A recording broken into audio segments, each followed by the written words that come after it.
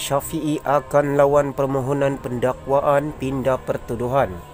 Pihak pendakwaan memohon untuk meminta susunan kata dalam pertuduhan terhadap Najib agar ia menjadi sangat jelas.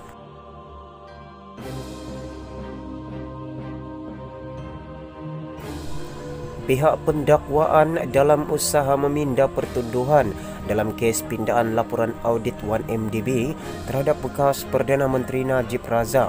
Bagaimanapun, Ketua Pasukan Pembelaan Muhammad Syafi'i Abdullah menyuarakan bantahan terhadap permohonan itu.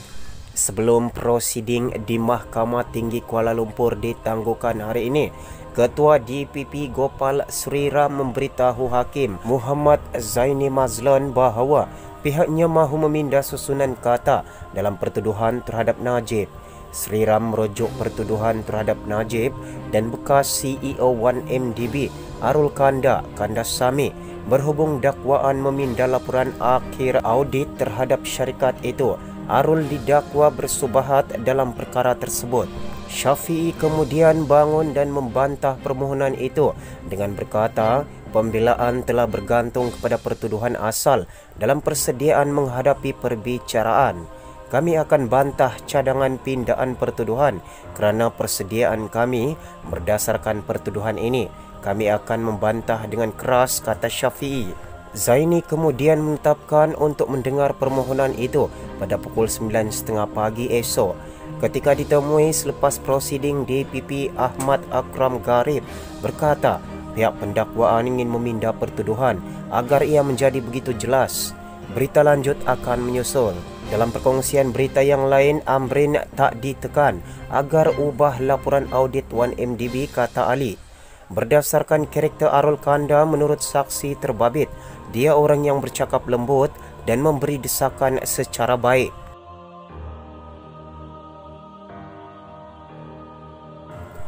Bekas Ketua Setiausaha Negara Ali Hamzah sekali lagi menegaskan Amrin Buang tidak ditekan atau diancam untuk mengubah laporan Jabatan Audit Negara mengenai 1MDB.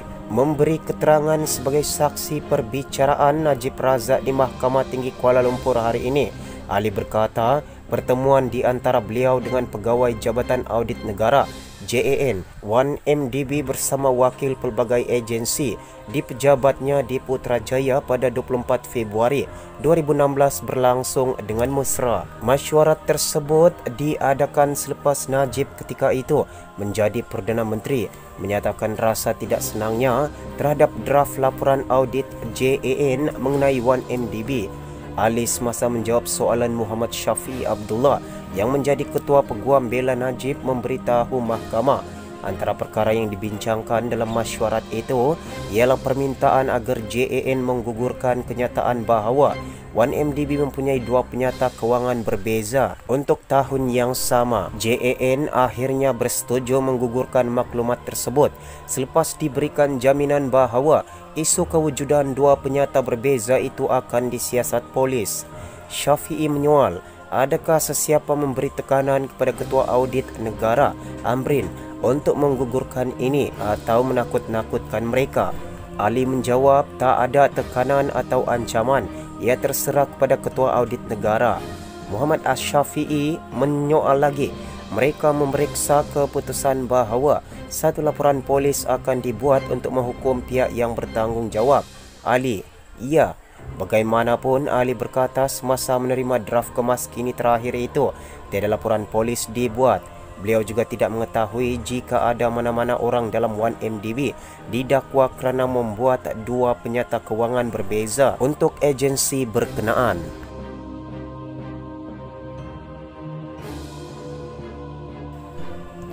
Butiran lain yang akhirnya dikeluarkan dari laporan audit 1MDB, yang itu termasuk kehadiran ahli perniagaan Low-Tech Joe dalam mesyuarat ketika 1MDB masih dikenali sebagai Lembaga Pelaburan Terengganu TIA pada 2009.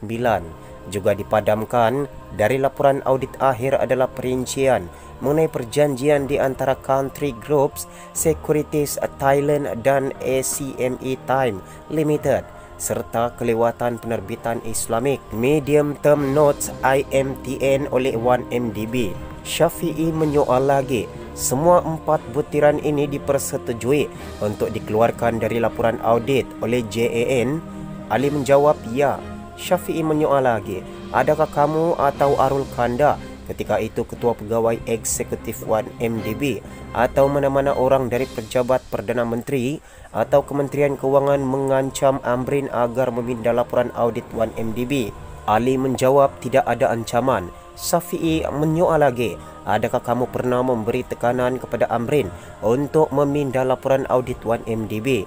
Ali menjawab saya tidak memberi tekanan.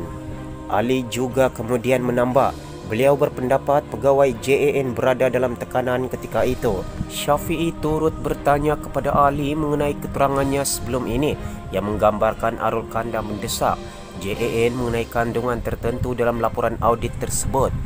Ali kemudian menjawab, mengenali karakternya Arul Kanda, dia bercakap lembut, dia mendesak secara baik.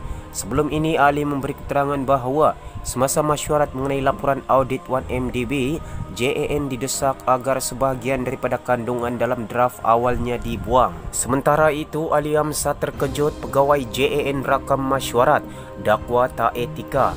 Menurut bekas KSN itu, semua mereka yang hadir pada mesyuarat berkenaan tidak menyedari ada alat rakaman.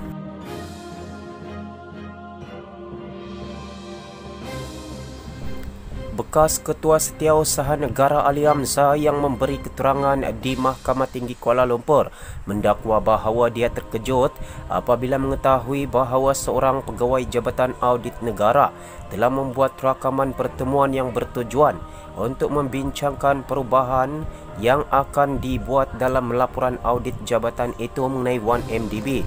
Ali berkata demikian semasa diperiksa balas oleh Peguam Bela Utama Muhammad Syafiee Abdullah dalam perbicaraan memindah laporan audit 1MDB oleh bekas Perdana Menteri Najib Razak.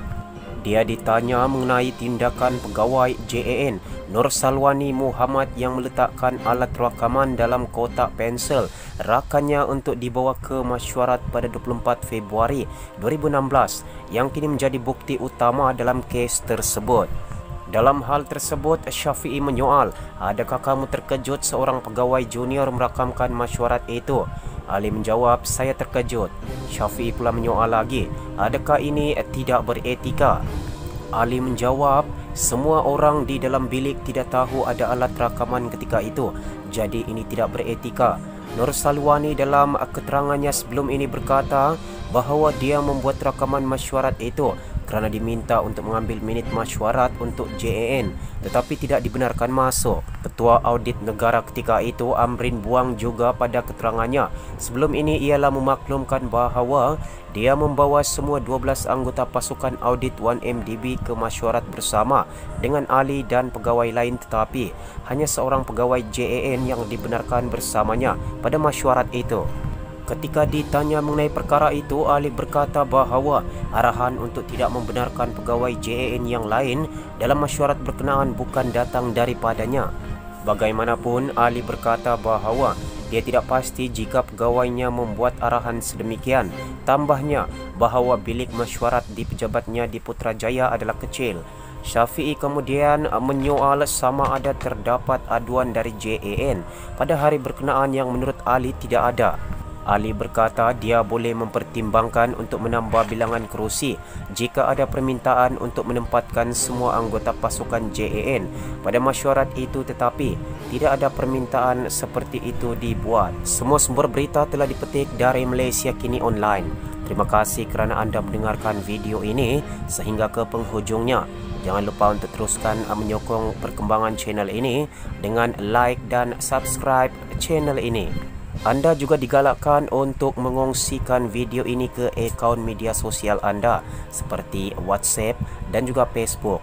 Dan jika sekiranya anda mempunyai sebarang komen, jangan lupa untuk tinggalkan pada ruangan komen di bawah.